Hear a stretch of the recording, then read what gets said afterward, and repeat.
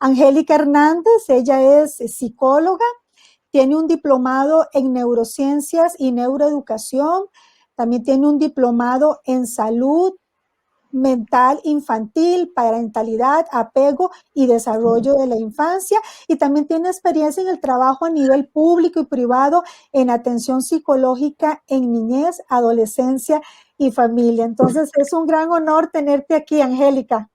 Muchas gracias, Ale.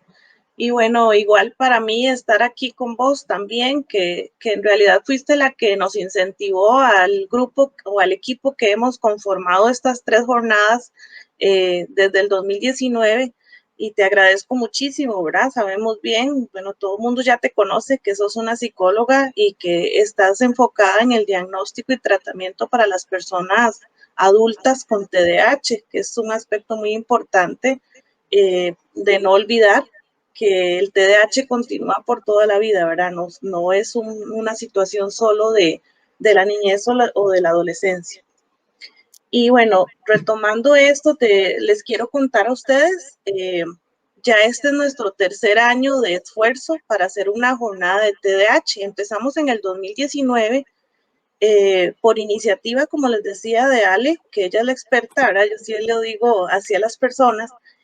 Nos invitó a varias personas que nos capacitamos con ella, otras personas que ya en el camino ella conocía, mamás, profesionales de diferentes áreas en que estaban interesadas en abordar este tema. Y así fue como empezamos, con la intención en el 2019 de hacer la primera jornada costarricense de TDAH. No estábamos en pandemia, entonces fue posible hacerlo de forma presencial y tuvimos mucha audiencia, afortunadamente, de papás, mamás, docentes, profesionales adultos que se identificaban con las características del TDAH, y se nos hizo entonces posible hacerlo de esta forma. Y el tema que abordamos en el 2019 era hacer visible lo invisible. ¿Por qué? Porque era importante hablar del TDAH como tal, tomarlo y hacer conciencia en las personas de empoderarnos y conocer sobre el TDAH. Si somos papá o mamá de chicos o chicas con TDAH, conocer, saber sobre este tema y poder empoderarnos para hacerlo visible. Esa era nuestra intención. Si eran adultos, pues igual mantenerlo, saber sus características y saber por qué o cómo lidiar con estrategias para avanzar en el TDAH.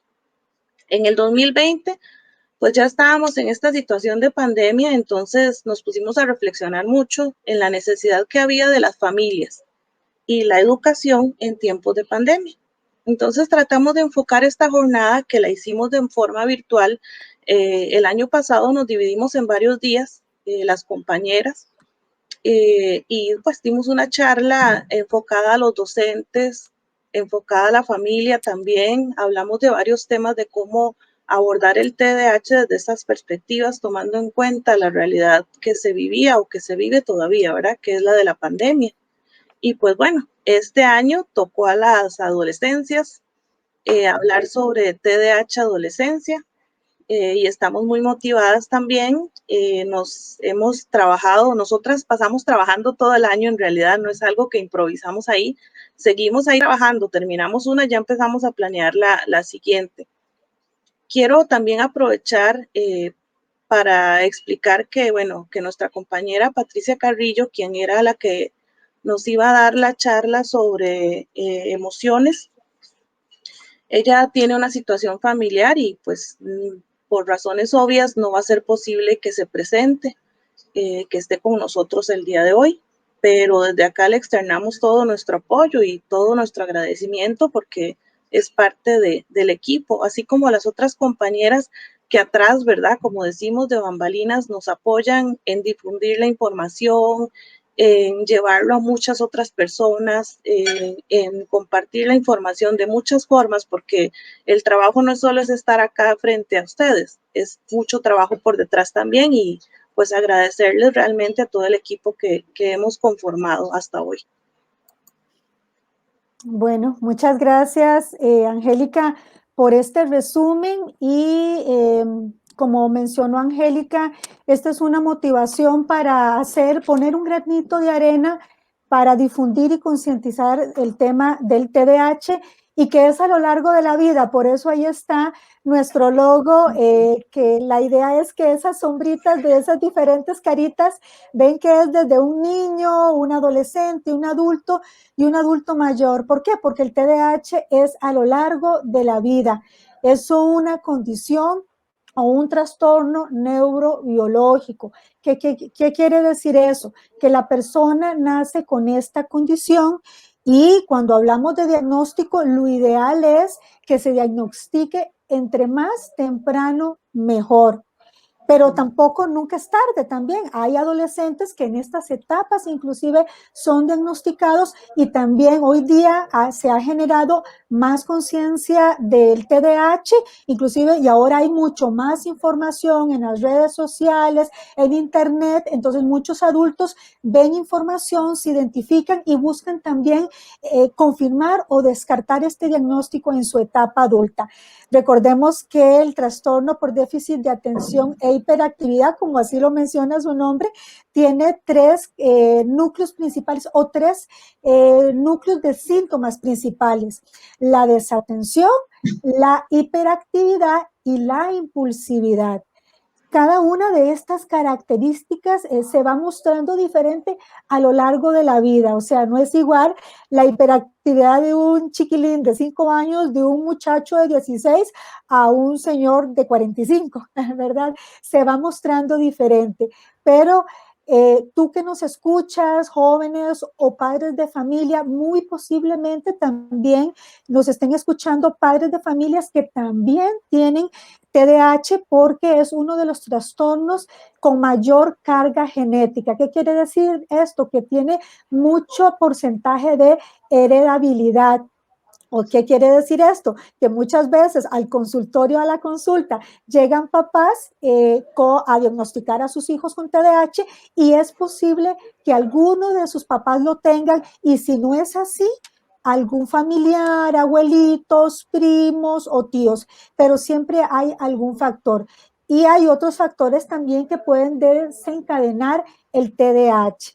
Hay muchos mitos alrededor del TDAH, pero el principal es que no es ni por la mala educación, no es porque ven mucho tele ni nada de eso. Es una condición en donde el cerebro de la persona con TDAH funciona diferente.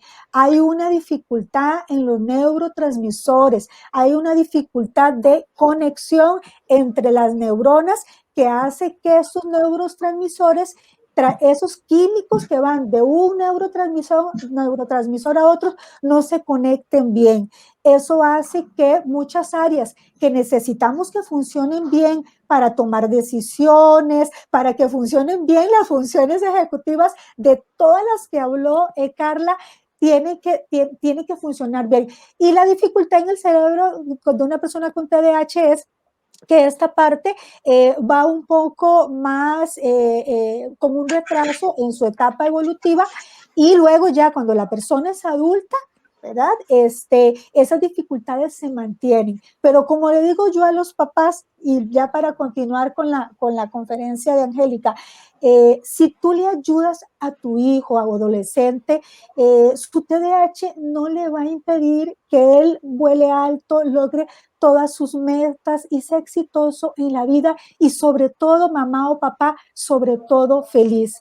Pero para ayudarle a tu hijo con TDAH, tú también tienes que capacitarte, formarte, y de ahí estas jornadas, por lo menos que información que tú estás recibiendo, puedas compartirlas, puedas llevar la voz, y tú también eres un agente, eres una persona que puede llevar también la voz de que esto existe, no es algo que se inventó, ¿verdad? Ya el TDAH tiene un criterio diagnóstico a nivel internacional de hace más de 50 años. No es algo de esta época o algo nuevo que sacaron las farmacéuticas, no, es algo real y que nuestros hijos adolescentes necesitan ser apoyados. Hay mucha evidencia científica. Y aunque nuestros hijos sean adolescentes, también requieren también la guía en crianza, la guía también para crear vínculos sanos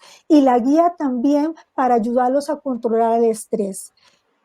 Lo que mencionaba también Angélica respecto pues, a que hoy no va a estar nuestra compañera Patricia, que ella iba a hablar del manejo de las emociones, tanto también Angélica como mi persona vamos a tratar en nuestro tema, ir haciendo ese enlace a esa temática. Entonces, le cedo la palabra a Angélica, ella va a compartir su pantalla, si gustas Angélica, lo vas haciendo. Okay. Para ir de lleno al tema de ella, que es sobre crianza y manejo del estrés. Más en esta época que estamos, ¿verdad? Que ahorita estamos todavía, al menos en nuestro país, lidiando y tratar de superar todos juntos este tema de la pandemia. Nos están preguntando, Ale, cómo ven los videos de las anteriores jornadas. Bueno, de la primera, pues obviamente fue presencial, no tenemos video, pero las demás sí están en tu página y en la mía también. ¿Ya se ve mi presentación? Sí. Sí, ya ahí ya se ve la presentación, Angélica, para nada más hacerle la respuesta a la persona que hizo la pregunta. Si ustedes Ajá. entran a mi, aquí lo voy a poner, a mi canal de YouTube, nada más entran a YouTube, ponen Alejandra Alpizar, psicóloga, ahí van a encontrar la anterior jornada. La van a identificar con el loguito que aparece aquí del lado superior derecho y ahí están todas las conferencias de la anterior jornada. Uh-huh. Okay. Bueno, le Bien. damos el pase entonces a Angélica. Bueno, muy bien. Para cerrar un poquito, tal vez, con lo que Ale acaba de explicar y con lo que Carla nos explicó también, hay que tomar en cuenta esto. El TDAH no es su hijo o su hija. Eso no es quien lo define como persona. El TDAH es una forma de expresar, de describir cómo es que funciona el cerebro de su hijo o su hija. Entonces, tal vez situémonos en esa parte también. Es importantísimo empoderarnos, conocer, porque como papá o mamá podemos proyectar este conocimiento a esa docente, a esos profesores que aún tal vez no han comprendido exactamente cómo es que funciona el cerebro de mi hijo o de mi hija. Y bueno, hablando ya, entrando en esta parte de la crianza es una situación, un reto enorme que no trasciende nada más a la pareja en sí. Es un reto que va desde la familia, de la pareja, si hay pareja, ¿verdad? O de ese adulto o esa adulta que está ahí frente a este chico o esta chica, también trasciende a la comunidad, al barrio donde crecen nuestros hijos, trasciende incluso a toda la comunidad, ¿verdad? Es una palabra que tal vez es cortita, pero que implica muchos elementos. Entonces, hablar de crianza pues es una cuestita, como se los pongo ahí, ¿verdad? De subidas y bajadas. Llevar esta labor de la forma más correcta nunca va a ser, porque siempre nos vamos a equivocar. Siempre van a haber situaciones en las que debemos mejorar. Siempre van a haber situaciones en las que nos damos cuenta que por ahí el camino no es, ¿verdad?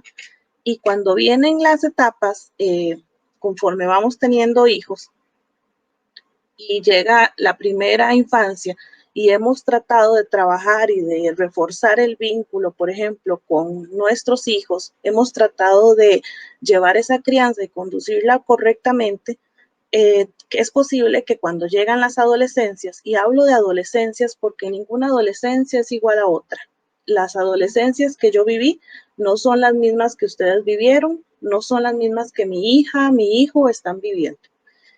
Por eso se habla de adolescencias, por eso lo decidí poner como adolescencias. Hay una gran gama de variedad, así como también de personas que somos, ¿verdad? Entonces, no podemos determinar que exactamente esto sucede con mi hijo o con mi hija. Hay variaciones. Cuando tenemos a cargo entonces a los adolescentes que reclaman, por ejemplo, ya reclaman recompensas, piden privilegios, están cuestionándonos lo que hemos establecido, es cuando entonces sentimos que nuestras habilidades como papá o como mamá no están tan bien. A veces sentimos que se nos desbalancean, ¿verdad? Que no, como que dudamos de qué tan bien lo estoy haciendo. Y entran muchos factores también, que aquí es donde relaciono con el estrés. El estrés es muy normal y en la crianza puede ser que se dé mucho en algunos momentos, etapas de la vida, porque para algunos tal vez el inicio, cuando teníamos ese bebito pequeñito y cómo lidiamos, cómo sé por qué me está llorando, cómo sé por qué está incómodo, ¿verdad? Esto genera estrés. Ese estrés que hablamos es el positivo. Es un estrés que es normal que todos los seres humanos tenemos, que nuestro cerebro está preparado para ese nivel de estrés. A través de los sentidos, mandamos esa información al cerebro y el cerebro se activa para hacernos reaccionar o actuar de determinada forma. Eso pasa y ya luego se normaliza todo, ya la alarma se vuelve a apagar y todo va bien. Luego surge otro tipo de estrés que podría ser el que llamaríamos tolerable, que es cuando ya hay ya son respuestas más serias, pero temporales, a ciertas situaciones. Entonces, aquí el estrés va a servir como amortiguador, como que va a poner un freno a esa situación que me está alertando, que mi cerebro está recibiendo esa información, como para que yo actúe. Como por ejemplo, si yo voy a cruzar la calle y me doy cuenta que me había fijado, pero de repente cuando ya estoy en la calle, veo que viene una moto rapidísimo, mi cuerpo actúa para retroceder o para ver cómo hago para que la moto no me pegue, por ejemplo. Es un estrés tolerable. Así en el día a día, ¿verdad? Que ya me agarró tarde, que tengo que pegarme la carrera a la esquina para agarrar el bus, etcétera. Pero viene también, y es aquí donde vamos afectando un poco, el estrés tóxico. ¿Qué es el estrés tóxico? Cuando ya hay una activación, que mi cerebro todo el tiempo está con el switch prendido, en alerta, alerta, alerta. ¿Y por qué?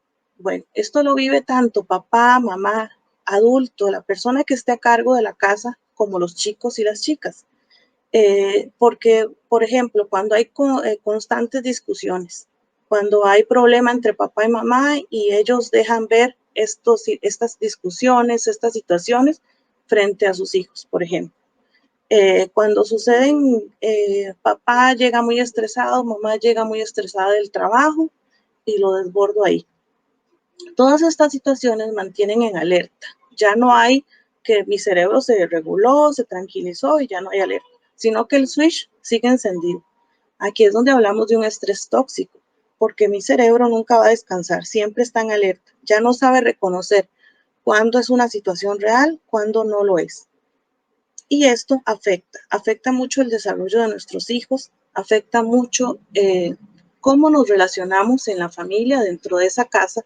No importa la estructura familiar que exista, pero siempre afecta. Ese adulto o esos adultos que están a cargo de estos adolescentes e incluso de los niños, tenemos que tener cuidado con estas cosas, porque también nuestros hijos se ven afectados y van a estar perjudicándose en ese sentido.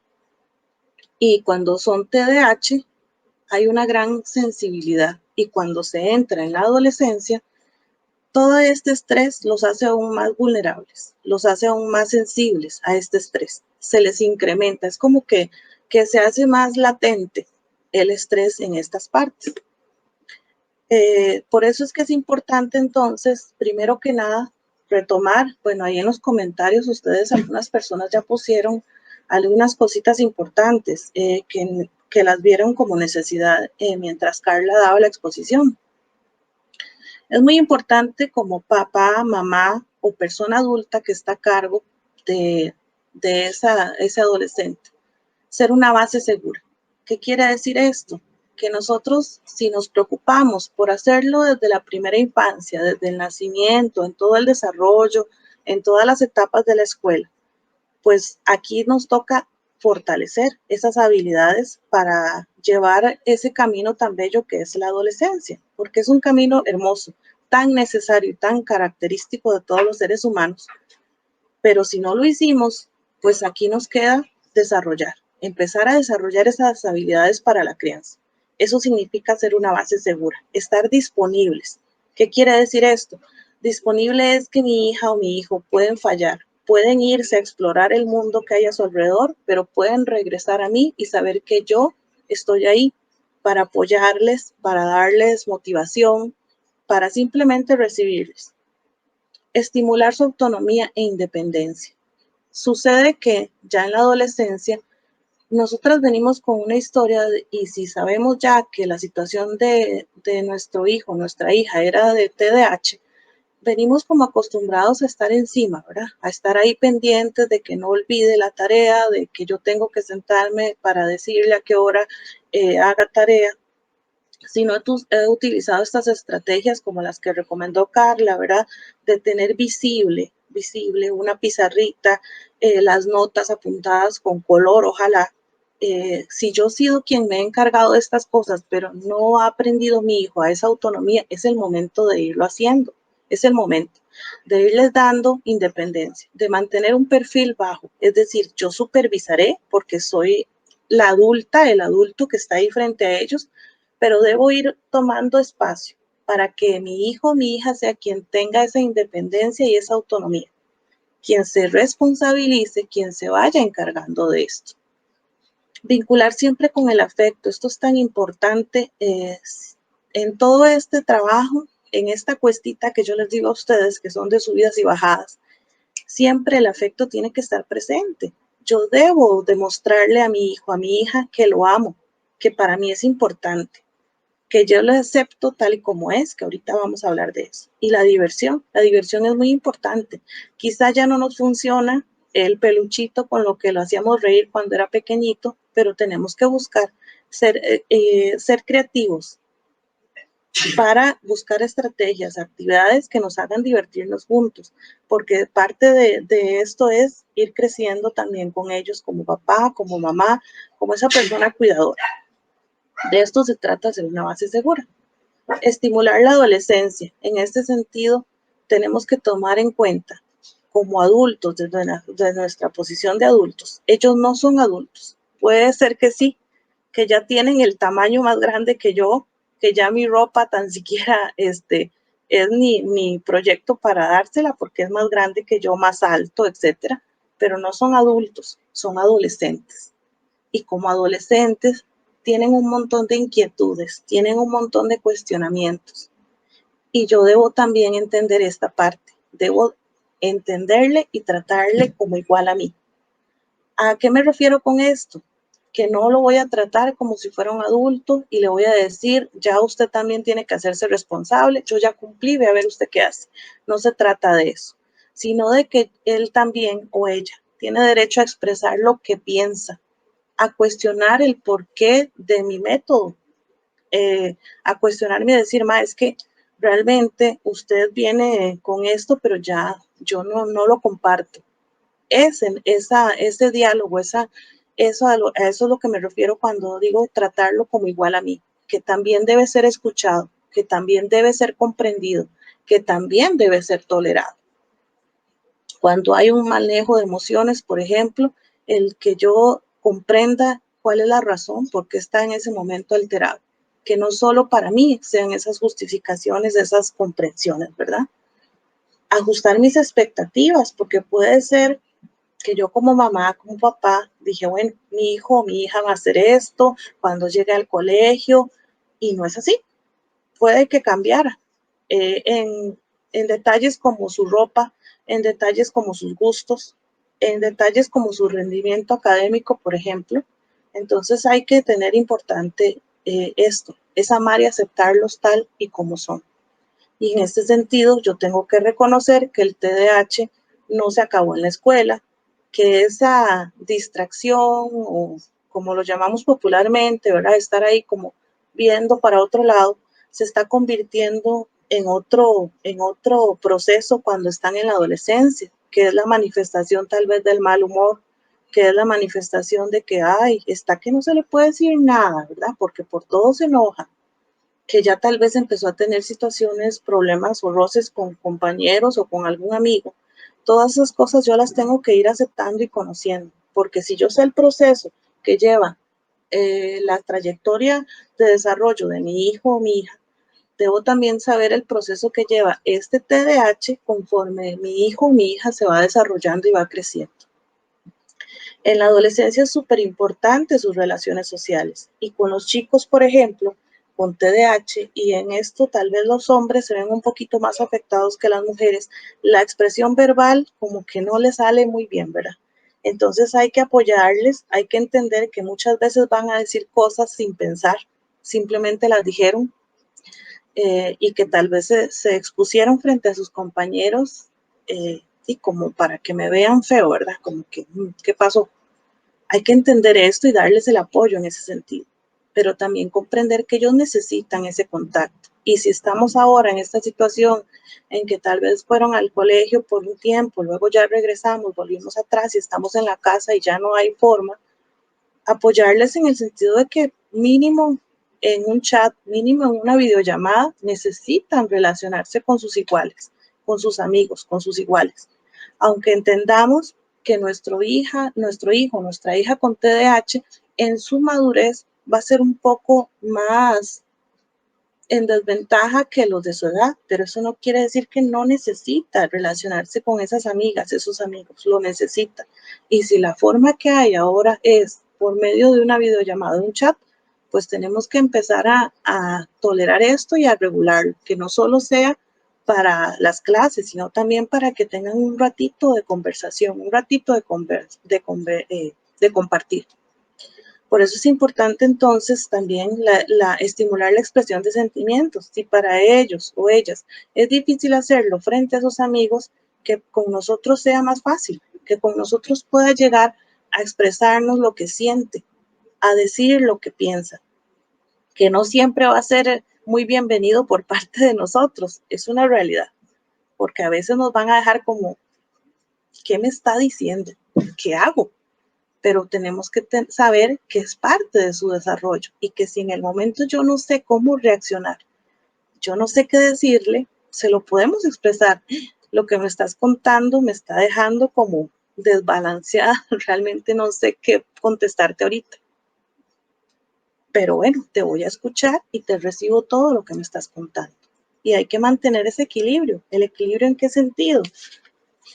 Pues en que yo voy a tratarlos como igual a mí, como al principio lo dije, pero yo no puedo ser ese amigo o esa amiga. Soy papá, soy mamá, soy esa persona adulta que está a cargo.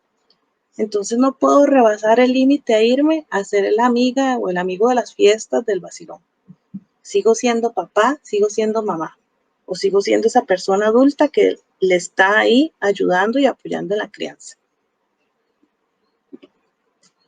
Bien, la comunicación es muy importante y aquí yo les dejo como primero para que pensemos un poquito qué tanto nos conocemos, qué tanto me conoce mi hijo o mi hija a mí, qué tanto le conozco yo. ¿De verdad nos conocemos o solo nos vemos todos los días? ¿De verdad lo conozco? También en esto de la comunicación es necesario los límites claros y con personas con TDAH eso es muy importante. Es delimitarles correctamente qué es, cuál es mi objetivo con este límite que yo te estoy poniendo. ¿Es negociable? ¿No es negociable? ¿Por qué no es negociable? Se lo tengo que trazar de una forma muy clara y simple, tomando en cuenta también su necesidad, sus necesidades. Es muy importante que a veces lo que necesitan ellos es simplemente ser escuchados. No siempre necesitan que yo les diga qué hacer.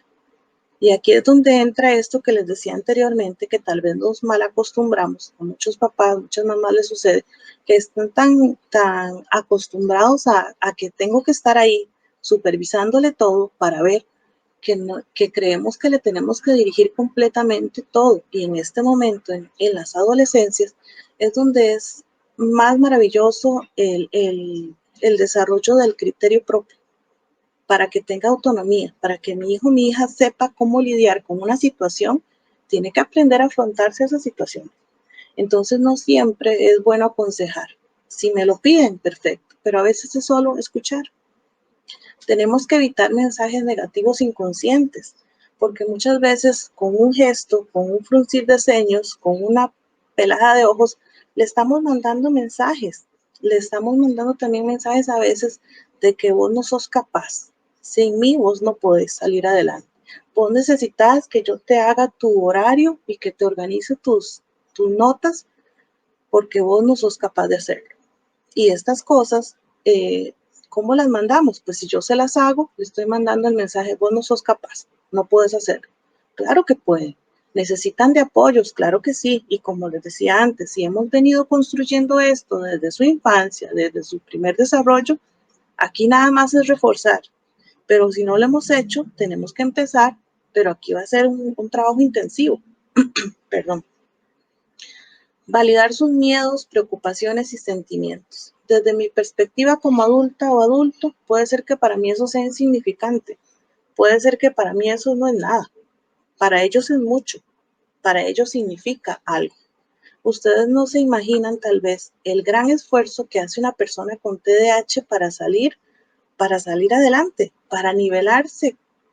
Mucha gente cree que los chicos y las chicas con TDAH no son conscientes de su situación, y claro que lo son, y genera una presión enorme el que a mí no me vean diferente, el que yo tenga que emparejar con esos otros compañeros, el que me vean igual, tanto en madurez como en nivel académico.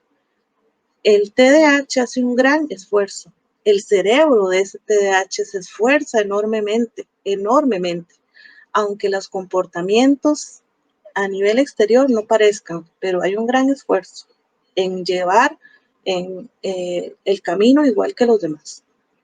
Por eso tenemos que validarles, hacerlos sentir que sí, que para nosotros también son importantes sus miedos, sus preocupaciones, sus sentimientos. Propiciar la sana convivencia. Es exactamente esto, ¿verdad? Siempre hay elementos que nos estresan, habrán situaciones, ya sea a nivel de pareja, ya sea a nivel económico. También tenemos nuestras cargas laborales.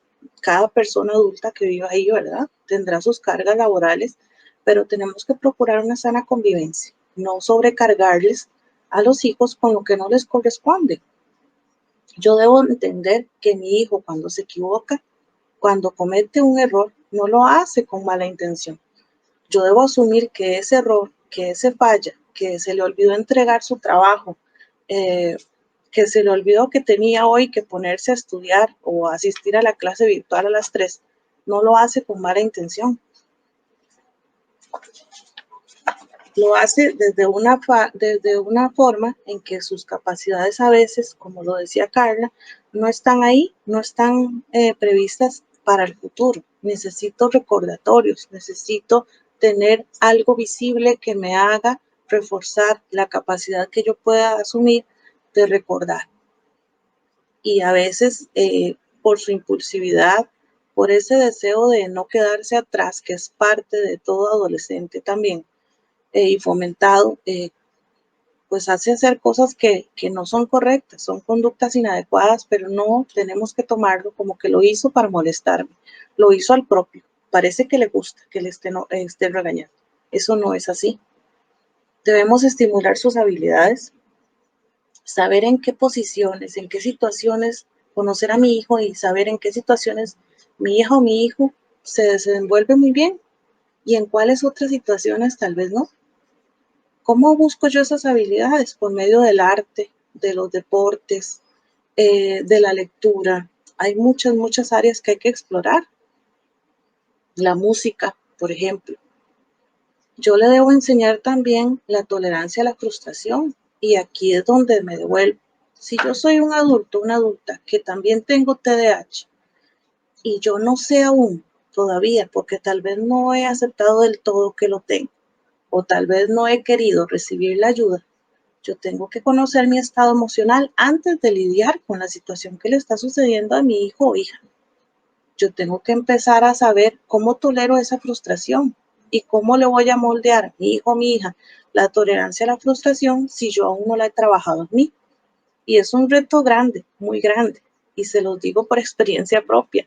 Cuando uno tiene hijos, los hijos no todos son iguales. Tal vez a usted le funcionó con el mayor ciertas estrategias, pero con el del medio no, con la menor tal vez sí, no sabemos, todos son diferentes. pero yo tengo que empezar también a revisarme como persona adulta. ¿Será que yo estoy en un estado emocional, estoy con todas mis casillas bien puestas como para lidiar con esto en este momento con mi hijo? Mejor espero a calmarme. Estoy realmente tranquila para poder conversar sobre esto, para poder lidiar con este enojo, este mal humor que hoy tiene mi hija o mi hijo. Y aquí entra también el respeto, que desde mi perspectiva el respeto no es negociable. El respeto tiene siempre que haber, pero vamos a lo mismo. Yo tengo que enseñar respeto, pero yo dárselo. Parte del respeto también es saber que es una persona con derechos. Mi hijo y mi hija son personas con derechos. Tienen derechos. Tienen derecho a ser escuchado, a ser tomado en cuenta, a ser escuchada su voz. Todo lo que diga el Código de la Niñez y la Adolescencia. Si quieren profundizar, léanselo. Todo lo que esté ahí es todo lo que uno debería procurar propiciarles a los hijos. La empatía. Empatía no es solo echarles una risilla, es saber esto mismo. Puchica, mira, a mí no me pasó esto, pero voy a tratar de entender cómo le cuesta tal cosa, ¿verdad? Qué difícil para ella o para él se le está haciendo esto. Debo entenderlo. Para mí fue fácil, yo fui otra persona, pero mi hijo, mi hija no son igual a mí. Tienen características mías, sí. Heredaron muchas cosas mías, sí. Pero él o ella es una persona diferente a mí. La responsabilidad, a eso vamos, a asumir responsabilidades también. Y en esto hay que negociar mucho con ellos, ¿ok? ¿Querés privilegios? Tenés que ser responsable con lo que te trazaste. Si vos me dijiste que hoy ibas a finalizar el GTA, la Guía de Trabajo Autónomo de Estudios Sociales, vos tenías que haberla finalizado hoy. Si querés poder conectarte a jugar en línea con tus amigos, por ejemplo. La responsabilidad también es parte de la sana convivencia. Si todos nos ocupamos de lo que nos corresponde, nuestro entorno familiar, nuestro entorno de la casa va a ser mucho más llevadero. Ser ejemplo, y aquí yo les pongo, creo que todo esto anterior también tiene que ver con esto, ser ejemplo. Yo les pongo esta frase que es de un profesor en el diplomado de salud mental infantil, que se habla también de la adolescencia muchísimo, ¿verdad? Porque son todo el desarrollo. Gaudencio Rodríguez, él tiene un libro también que se llama Cero Golpes y él describe en una frase: desde nuestra presencia o ausencia transmitimos no lo que queremos, sino lo que tenemos, lo que somos. Y les dejo como para analizar y reflexionar, ¿verdad? Nosotros podemos no estar presentes en la casa todo el día. Quizá papá no se está involucrando tanto como debería, porque aquí la crianza tiene que ser tanto papá, tanto mamá. Esos adultos que están en esa casa viviendo con esta adolescente, tienen que involucrarse en la crianza. Y a veces creemos que como papá no está, por lo general, por nuestra cultura, ¿verdad? Entonces no pasa nada, no afecta a ese hijo o esa hija. Que no se meta mejor, ¿verdad? Como mamá o papá no viven en casa con él, que no se metan, que no tienen incidencia en la crianza, y sí la tienen, y sí también se les demuestra, y sí también se les comunican muchas cosas, aunque no estén ahí, aunque no estén en el día a día. Entonces es muy importante, pues, poner como analizar, ¿será qué ejemplo estamos dando con nuestra ausencia y nuestra presencia? ¿Qué ejemplo estamos dando? Y bueno, por último, es reconocer los errores, saber que es permitido equivocarse. Y si yo le proyecto a mi hijo, mi hija, que yo también me equivoco porque yo también soy un poquillo desorganizada, que a mí también se me olvidan las cosas, que sí, que yo también he perdido cosas porque también tengo estas características, que es parte de que debemos ver qué estrategias buscamos para no perder, para no olvidarnos tanto de estas cosas. Mi hijo también, o sea, va a tener ese permiso para equivocarse. Yo como papá y mamá no soy perfecta, debo transmitírselo y debo decirle, yo también me equivoco, o sea, también tengo mis deficiencias, también tengo que trabajarme, también tengo que reforzarme. Eso es muy bueno porque nos hace iguales y hace que yo no me sienta incapaz como mamá o papá, la presión de que yo no debo equivocarme en nada. y le comunica a mi hijo que yo también soy un ser humano, que también tengo mis debilidades, tengo mis equivocaciones, y mi hijo se va a sentir más cómodo. Entendamos esto, para equivocarse no es que estemos buscando, bueno, que use la excusa de que yo a cada rato me equivoco y que sin querer. Estoy diciendo que cuando me equivoco, por lo menos la carga no va a ser tan grande de culpa o de frustración que me haga manifestar mucho enojo porque me equivoqué, sino que podemos trabajarlo y manejarlo. En esto de la negociación es brindar las opciones, no imponerlas, porque yo tengo que ir mediando estas cosas. Ya yo no puedo con mi hijo 16 decirle que a las 8 de la noche es su hora límite para acostarse. Tiene 16 años, por ejemplo. Yo tengo que empezar a negociar con mi hijo o mi hija esas necesidades, negociar esas reglas que tal vez establecí cuando tenía 6 años y tengo que irlas negociando en base a sus necesidades. Que si yo le dejo media hora salir afuera a hablar con sus amigos, pero si sé que mi hijo o mi hija tal vez solo un día a la semana puede salir ahí a la acera, al portón, no sé, a la placita del barrio, ¿verdad? A hablar un ratito con esas amistades, y si sé que no está en peligro, si sé que no se está exponiendo a situaciones de riesgo, ¿por qué yo no le puedo dar si me está solicitando más? Por favor, deme media hora más. ¿Por qué no? Si está disfrutando, por ejemplo, ¿verdad? Y esto lo oí también de otros profesionales que hablaban y daban este ejemplo, y es cierto, ¿verdad? ¿Por qué no? Si a mi hijo no le está afectando, si no le está perjudicando, ¿por qué yo no puedo negociar? Si para él o ella es importante, ¿por qué no? Hay que negociar en base a sus necesidades. Hay que aprender a ser flexible consigo, o sea, papá, mamá, persona adulta que esté a cargo de este chico, esta chica. Sea flexible con usted también. No se sobreexija perfección. Reconózcase y empiece a trabajar lo que hay que mejorar. Y también sépalo hacer con su hijo o su hija. Sépalo hacer, sea flexible. Que aprenda también a que, ok, hoy me equivoqué, tengo que reconocer que estas son mis deficiencias, pero tengo que reconocer también que estas son mis habilidades y que en base a mis habilidades, estas deficiencias las puedo ir potenciando. Que ninguna de estas cosas que tal vez ahorita me están costando, me están afectando, van a hacer que mi vida no sea exitosa como persona, como lo que yo quiera como persona. Estoy permitiendo la creatividad, le estoy permitiendo a mi hija, me estoy permitiendo a mí mismo ser creativo en todo esto que hemos hablado ahorita, o no lo estoy permitiendo.